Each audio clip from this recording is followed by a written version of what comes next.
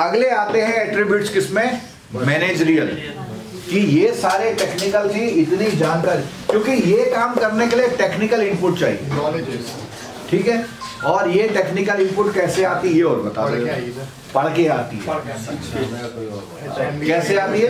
कहीं अच्छे इंस्टीट्यूट से, MBA वगैरह अच्छे इंस्टीट्यूट से, IIM से नहीं, मतलब अच्छे और भी है, ऐसा नहीं आया मैं, अच्छे इंस्टीट्यूट से आप सब पढ़ के आते हैं तो ही इनकी डेप्थ तक जाते हैं। आप समझते तो हैं क्या है, लेकिन पूरा उसका स्ट्रक्चर कैसे निकाली जाएगी वो आपने देखा होगा। जब आप ट्रेनिंग में जाते हैं तो एक एक्सरसाइज कराते हैं कि इसमें 1 से लेके 4 तक चूज करिए, फिर लगाइए। वो सब क्या है, बेसिकली ये चेक करते हैं आपका वो। फिर जिसका स्कोर इतना है उसको ऐसा बता देते हैं कि भाई आप कंजर्वेटिव हैं, आप एग्रेसिव हैं, बता देते हैं कागज से ही, वो बिना घर जाए हुए आपके, ठीक है।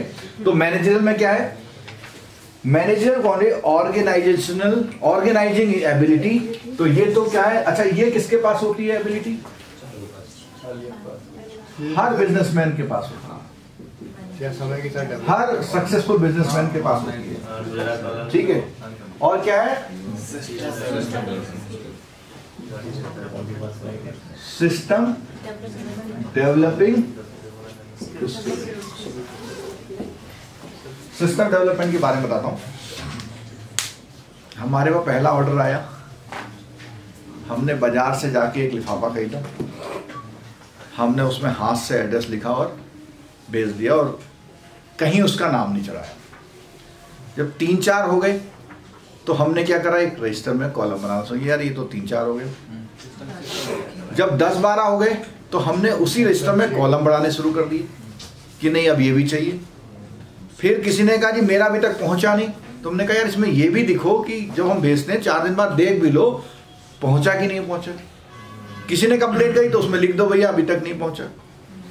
फिर हमने ये भी ऑब्जर्व किया कि हमें किस एरिया में स्पीड पोस्ट से भेजना चाहिए, किस एरिया में कुरियर से। तो this are the kind of क्या, सिस्टम डेवलपिंग स्किल्स। फिर लास्ट में क्या हुआ कि एड्रेस लिखना पड़ता है 3 जगह, 3 रजिस्टर बना लिए। तो हमने कहा ऐसा करो कंप्यूटर में टाइप करो और 3 बार प्रिंट निकाल दो। तो these are the kind of, और ये हमारे एग्जाम्पल को रेलिवेंट इसलिए कर रहे हैं कि आप समझ रहे हैं और भी कोई भी जैसे जैसे काम बढ़ेगा तो सिस्टम का डेवलपमेंट होगा, तभी वो काम बढ़ेगा, नहीं तो वैसा ही चलता रहेगा। और यहाँ क्या है, ऑर्गेनाइजेशन कि सारा काम हो रहा है, पैसे आ रहे हैं, चीज जा रही है, कॉपी हो रही है, दिस इज द क्या है, ऑर्गेनाइजिंग द, पूरा सिस्टम को ऑर्गेनाइज करना। तो ये क्या है, ये मैंने बोला अनपढ़ आदमी के पास भी होते हैं, जो बिजनेसमैन करता है ये। और इसीलिए हमने ये बोला ये कहां से मिलते हैं, इनको वो करता तो है लेकिन उनके नाम नहीं जानता, ठीक है, थोड़ा बोला। और ये कैसे होते हैं, पर्सनैलिटी होती है, जो कहते हैं हमें जेनेटिक कुछ मिला हुआ है, एनवायरनमेंट से हमने सीखा हुआ है। बिजनेसमैन क्या होता है, वो MBA करे या ना करे, अपना घरेलू धंधा वो चलाता रहता है आगे, है बहुत सारे लोग। अब तो खैर ये है कि जितने भी बड़े बिजनेसमैन के बच्चे हैं उन्हें पता है करना है तो वो MBA जाके कर ले रहे हैं। हाँ, मतलब जहां सबसे ज्यादा पैसे लगते हैं। अगला तीसरी बात आ गई पर्सनैलिटी, जो मैंने अभी थोड़ी देर पहले बात बोली थी कि हेरिडेंस क्या मिल रहा है, एनवायरनमेंट से क्या मिल रहा है, सीखने वो चीजें ये हैं, कॉलेज से मिल रही, किताबों से मिल रही है, ये आपके ड्यूरिंग द बिजनेस से मिल रही है। और अब क्या है, पर्सनैलिटी में बहुत एक डाउट होता है कि जैसे ही हमने देखा किसी को बहुत खूबसूरत दिख रहा है तो अब ये बड़ी अच्छी पर्सनैलिटी है, लेकिन पर्सनैलिटी एक बहुत बड़ा एरिया होता है, उसमें दिखना केवल एक पार्ट होता है, कैसा दिख रहा है, ठीक है। जैसे इसमें बोला इनिशिएटिव, अब ये पर्सनैलिटी कौन सा फैशन शो वाली नहीं एसेस करी जा रही है, मैनेजमेंट वाली, यानी आपका HR मैनेजर की पर्सनैलिटी। ये पर्सनैलिटी किसी एक्टर की नहीं निकाल रहे, ये पर्सनैलिटी किसी आर्मी मैन की नहीं निकाल रहे, ये पर्सनैलिटी किसकी है, HR की, क्योंकि उन्हें क्या करना होता है, इतने रोल में फिट बैठना होता है, ठीक है। तो उसमें क्या बात करते हैं, पहला क्या है, इनिशिएटिव। अच्छा, आप किसी ऐसे HR मैनेजर का नाम बता दीजिए जो इनिशिएटिव लेता हो। एग्जाम्पल, मतलब नेगेटिव नहीं, पॉजिटिव बताना आपको। कोई चीज आपके बैंक में हुई नई तरह का,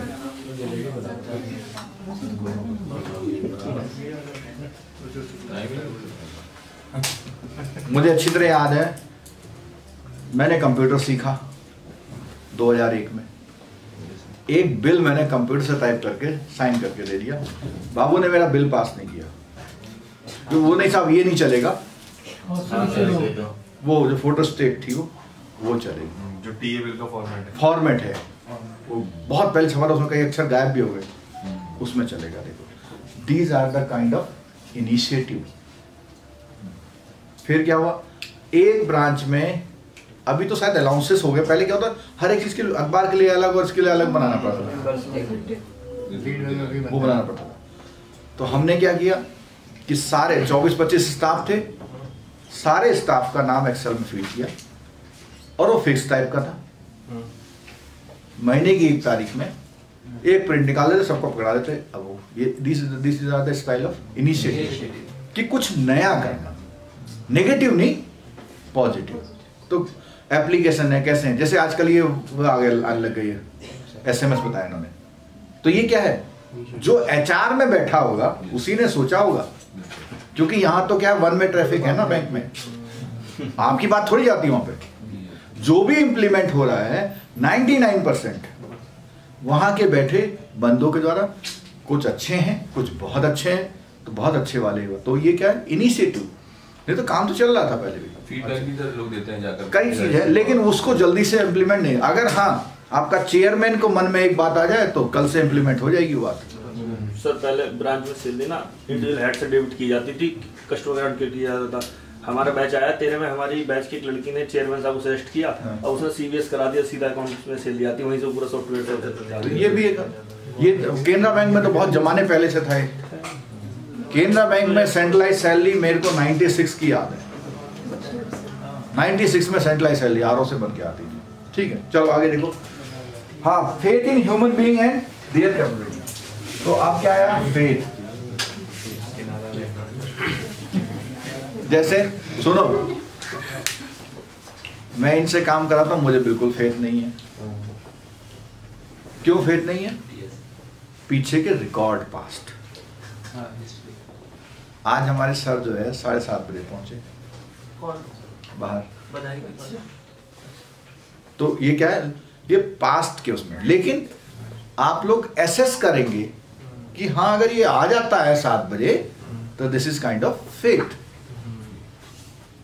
ठीक है, आपके लिए नहीं कह रहा हूं। ठीक है, आगे देखो, पॉजिटिव एटीट्यूड टू अदर्स, ये बात ठीक है, पॉजिटिव एटीट्यूड। नेगेटिव पॉजिटिव तो पता होगा, ठीक है, काम को पॉजिटिव एंगल से लेना, this is kind of positive attitude. ठीक है, अगला इमेजिनेशन एंड क्रिएटिविटी, थोड़ा सा इधर से रिलेटेड है। इमेजिनेशन भी होनी चाहिए और क्रिएटिविटी भी होनी चाहिए। अगला कंसर्न फॉर एक्सीलेंस, कि यार काम और अच्छा।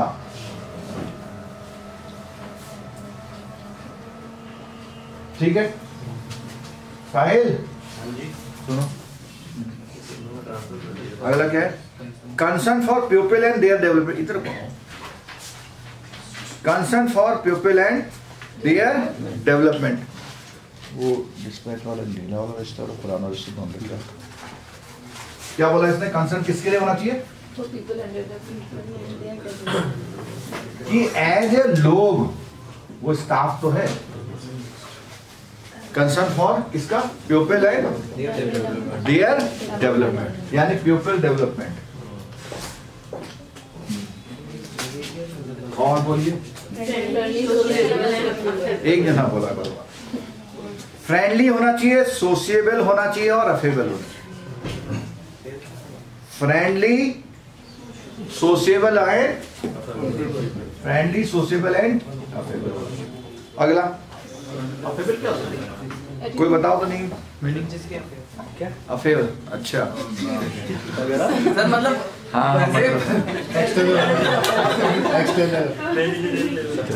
मैनेजरियल लेवल अच्छे हो। अरे वर्डिंग में मत जाओ, सुनो सोशियबिलिटी होनी चाहिए उसमें, फ्रेंडली होना चाहिए और मेरे ख्याल से अफेक्शन वर्ड से कुछ नहीं। सर मिलनसार तो बोलते हैं मिलनसार। Attitude for research and development work कि कुछ और नया करें। रिसर्च एंड R&D के बारे में बात आनी चाहिए, R&D की बात होती है, ठीक है। अच्छा आगे देखो, interest in learning new thing, interest in learning ठीक है। आगे टीम मेंबर की तरह वर्क करना। ये क्वेश्चन आएगा, ये बोर्ड जो है ना इस समय जो लिखा हुआ है ये पक्का आएगा। ये इतनी बातों में से ना आए तो बता देना, लेकिन गलत नहीं करना। हाँ उसमें भी कि ये F से लिखा था, E से लिखा था, करने के जाओ पहले और 9th में करीब मैं भी कौन सा वाला इनिशिएटिव और ये वाले interest in learning new things. मैं बताता हूँ। इनिशिएट सुनो, इनिशिएट ऐसा भी होता है, टेकिंग रिस्क भी हो जाता है। इनिशिएट क्या होता है? टेकिंग रिस्क भी होता है। कि जैसे सिंपल बताऊं कि चलो हम अपने वीडियो लेक्चर बेचना शुरू करते हैं, this is a kind of initiative, ठीक है। और यहाँ पे क्या था? Learning new thing. हमने भेजा तो उसमें कुछ कमी आए नहीं, अब ऐसा नहीं ऐसा करें, मतलब ये है टुवर्ड्स वर्क, कुछ नया करने का, ठीक है। अब इसमें मैं आपको पूरे एग्जांपल वो करता हूं, देखो यहाँ पे ये क्या था पे? इससे आपको याद हो जाएगा। देखो this is a first page कि कैसे हमने लेक्चर दिए। अभी देखो 1 लाइनें हैं सारी। जब हमें लगा यार किसी को दूसरा भी भेजना है तो हमने कितनी लाइन कर दी? 2 लाइन कर दी, ठीक है। अच्छा 2 लाइन के अलावा ये कॉलम पढ़ते गए, फिर पहले दिन रसीद आई तो कहीं डाल दी दराज में। जब ज्यादा रसीदें आई तो क्या करें? चिपकाने शुरू कर। चिपकाने के बाद उनमें सीरियल नंबर डालना पड़ा। ये है किसकी? जैसे तो धो नहीं सकते, वो छपता है ऐसा बारीक बारीक से, ठीक है। फिर क्या हुआ? आगे आए तो ने कहा यार ये ऐसे नहीं चल रहा काम, तो फिर हमने चिट निकालनी शुरू कर दी। क्या दिखाई दे रही है चिट? फिर हमने कहा चिट निकालने के बाद भी पेन चलाना पड़ रहा है। फिर हमने क्या करा कि वो चीज वहीं टाइप करनी शुरू कर दी, ठीक है। फिर क्या हुआ आगे चलते चलते कि ऐसा करते हैं कि जिसकी चिट है नंबर तो लिख रहे हैं, उसकी रसीद वहीं चिपका दो बजाय 20 पेज में लगे। तो ये सारी चीजें इसमें आ रही हैं अगर देख रहे हैं, ठीक है। तो ये क्या हुआ पूरा HR के बारे में, ये एट्रीब्यूट्स है पर्सनैलिटी। तो हम ये काम कर रहे हैं, एक ग्रुप काम कर रहा है या एक इंडिविजुअल काम कर रहा है? ये इंडिविजुअल भी काम कर सकता है, तो एक ग्रुप की पर्सनैलिटी हो गई, पर्सनैलिटी ऑफ द ग्रुप। लेकिन यहां ये क्या कह रहा है कि आप अगर HR में हैं तो ये इंडिविजुअल होनी चाहिए आपके पास, वो बेस्ट HR का बंदा है।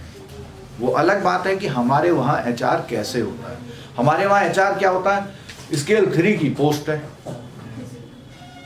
स्केल 3 कोई भी होगा एलिजिबल है वहां बैठने के लिए। ये तो कोई देखता नहीं कि उसने MBA किया है नहीं किया, कोई नहीं देखता। बाल सफेद होने चाहिए या करवाने वाला होना चाहिए, ठीक है। बेसिकली कौन बैठता है? जिसकी लाइजनिंग अच्छी हो। HR में रैंडमली कोई नहीं आता, HR में सिर्फ लाइजनिंग वाले लोग आते हैं। कभी अचानक कोई ब्रांच में खूब काम कर रहा है, अचानक उसे चिट्ठी आ जाए साहब कल को आपको मेरे को कैसे बुला लिया, ऐसा कभी सुना नहीं। नहीं वो एक अलग बात है, वो एक अलग एस्पेक्ट है। लेकिन नहीं, बिना लाइजनिंग के वहां नहीं जाता है चार, चाहे वो काम ना भी करता हो। नहीं, लाइजनिंग तो मस्ट है। लाइजनिंग पहली चीज है। तो वो कहता है कि अगर आप अच्छी कंपनी के वो हैं तो आपको लाइजनिंग नहीं, ये 3 एट्रीब्यूट्स देखने हैं, क्योंकि आपको उस एचआर के बंदे से इतने रोल प्ले कराने है। तो बहुत जगह नहीं, लेकिन थ्योरी ये कहती है। ठीक हो गया, चलो आगे बढ़ते हैं। आगे आ जाओ नीचे। नीचे एक पैराग्राफ में लिखा है HR function in banks are generally not perform professionally, लिखा हुआ एक्सेप्ट कर रहा बुक वाला भी, अनलाइक दैट। अच्छा, बैंक स्टिल, हाँ जी, bank still consider HRD as a generalist discipline. मैंने बोला ना, सिर्फ स्केल 3 होना चाहिए बस। Anyone from the cadre occupies the position HR head. The CII has develop a HR competency model. इतना अंडरलाइन कर लो। इसका नाम है कॉन्फेडरेशन ऑफ इंडियन यूनिवर्सिटी है शायद ना, कॉन्फेडरेशन ऑफ इंडियन। तो CII ने एचआर कॉम्पिटेंसी मॉडल 2004 में क्या करा, उसने लॉन्च किया। ठीक है, कॉम्पिटेंसी मॉडल का मतलब समझ रहे हैं? कॉम्पिटेंसी ऐसे ऐसे लोग बैठाने पड़ेंगे तब एचआर कॉम्पिटेंसी मॉडल पे आएगा। नीचे एक चीज और लिखता है, वो देखो जरा। दीज कॉम्पिटेंसी इंक्लूड 9, ये क्वेश्चन है, देख लो। These competency include 9 behavior competency। Communication अच्छा होना चाहिए, इनिशिएटिव है, डेराइव करने वाला होना चाहिए, creativity, self confidence, team work, influence, और क्या है, problem solving and interpersonal skill होने चाहिए। तो अब बात आई कि CII के कॉम्पिटेंसी मॉडल में 9 बिहेवियर, क्या बिहेवियर, कॉम्पिटेंसी होनी चाहिए। क्या क्या चीजें हैं उसकी? Communication, initiative, drive, creativity. ठीक है, तो इतना ये 4 लाइन अंडरलाइन कर लेना। आगे बोलता है these 9 behaviour competency have embedded the 10 functional competency. तो आप समझ लो बात को कि एम्बेडेड का मतलब उसके साथ जुड़ी हुई होनी चाहिए। क्या क्या होनी चाहिए उसको? बिजनेस की नॉलेज। अच्छा ये बात सुनो, बैंक में एचआर में बैठा दिया, उसको बैठाया जो जिंदगी भर आरओ में बैठा हुआ है, वो भी फेल हो जाता है, क्योंकि उसके पास एम्बेडेड कॉम्पिटेंसी नहीं है। उसे पता नहीं ब्रांच में लोन कैसे लाया जाता है। ठीक है, और कई बार आप लोगों को ऐसा लगता है कि आपने एचआर से बोला बस बिल्कुल कर दूंगा जी, बिल्कुल कर दूंगा, आप चिंता नहीं करो। क्या वो लोग अच्छे होते हैं? ना ना ना, वो केवल अपना उस समय का टेंशन प्यार से निकाल देते हैं बस। सिर्फ वो 2 साल काट के चले जाते हैं। कई ऐसे मैनेजर होते हैं, आपने फोन किया साहब छुट्टी चाहिए, पूछा कब की चाहिए, ठीक है एप्लीकेशन भिजवा दो। अब आपको डर लग रहा है, बोल तो दिया एप्लीकेशन भिजवा दो, और 2 मिनट में SMS आ गया यूर लीव सैंक्शन। ऐसे भी लोग होते हैं, बोलते कुछ नहीं है लेकिन कंसर्न समझते हैं, अरे कम ज्यादा नहीं, लेकिन वो अगर होगा वो तो ये सारी चीजों पे वो हो रहा, प्लस कॉम्पिटेंसी। तो अब ये नया अरेना क्या आ गया इस वाले, अभी हम किस पे एम्फेसाइज कर रहे हैं, किस में कर रहे हैं बोलो?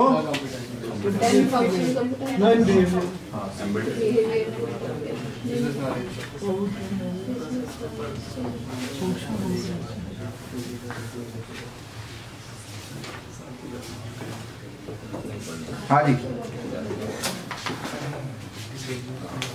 प्लीज। CII कब किया? CII ने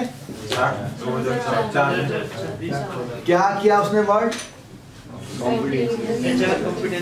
कॉम्पिटेंसी फॉर HR। और इसने कितने कॉम्पिटेंसी? Behaviour competency. कौन सी वाली? बिहेवियरल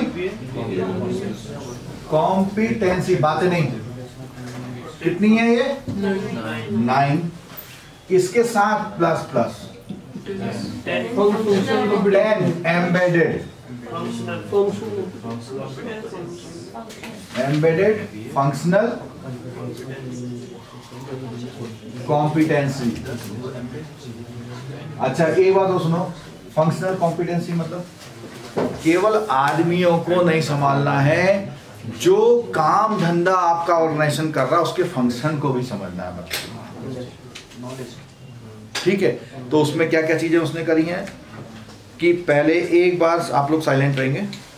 10 कॉम्पिटेंस में communication, initiative, derive, creativity, self confidence, team work, influence, problem solving and interpersonal skill. उसके साथ में एम्बेडेड फंक्शनल जो बिहेवियर्स हैं वो कॉम्पिटेंसी क्या है? Business knowledge, change management, diversity management, service orientation, execution excellence. काम तो हो रहा है लेकिन बढ़िया बढ़िया हो।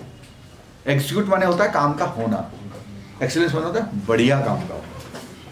फाइनेंशियल पर्सपेक्टिव भी देखे, खर्चा वर्चा भी बचा बचा के चले जरा। और क्या है? बिल्डिंग एक्सपर्टीज, एक्सपर्ट होता जाए। और क्या है? पर्सनल क्रेडिबिलिटी भी खूब हाई होनी चाहिए उसमें कि ये जो किसी स्टाफ का ट्रांसफर कर रहा है किस कारण से कर रहा है, personal credibility. Relationship management, connecting रहे। और स्ट्रेटेजिक थिंकिंग एंड अलाइनमेंट। ठीक है, ये जो 4 लाइनें हैं बहुत इंपॉर्टेंट है, फिर बता दिया। और मेरे को लगता है कि अब आपका गलती होगा नहीं, वहाँ गया जाएगा। ठीक है, आगे बढ़े, चलो और आगे आते हैं। अब आ गया strategic role in the future. Strategic role in the future, यहां से एक नाम शुरू आ गया। क्या नाम शुरू हो गया? और ये भी इंपॉर्टेंट, बहुत इंपॉर्टेंट वाला क्वेश्चन है, हो सकता है आपके एग्जाम में रखा हुआ हो। क्या नाम दिया हुआ है?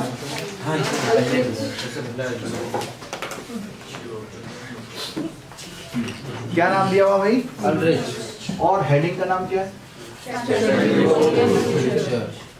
Strategic role. मैं आपको ये समझाता हूँ अभी अगले वीडियो